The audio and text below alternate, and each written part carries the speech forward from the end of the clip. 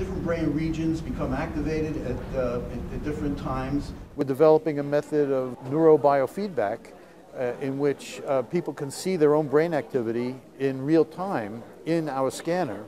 And that method, in general, will be useful in studying how to perhaps control addiction, or control pain, or control hunger.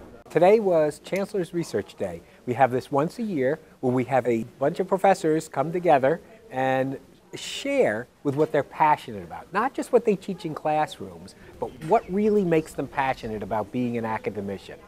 All of my work relates to expression and imagination as it helps us to live our lives. And because of my husband's illness, I became more aware that literature is not just my vocation as a poet and my bread and butter as a professor. It is, you could almost say, my church. It's what sustains me. Looking at archaeologically waste and products, I can tell a designer, architect, engineer who thought they had a great creation in the first place, and the fact that it ended up in a dump, to me tells me that's bad design. And so by looking at the end of life of products, I can help design the next generation of materials to make them more environmentally responsible.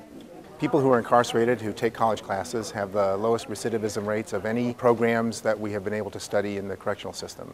So making higher education available to people in prison who are eligible for those classes is an investment in public safety in the state of New Jersey, but it's also an investment in the future for the children and families of those people when they get released from prison. I wanted to represent the entire campus, and we have a very diverse campus. So I wanted to be able to take things all the way from nursing school to the law school, to the people from the business school, to science and humanities. We had everything here, so people from areas where you may not interact with such things can actually see what other people are doing across campus.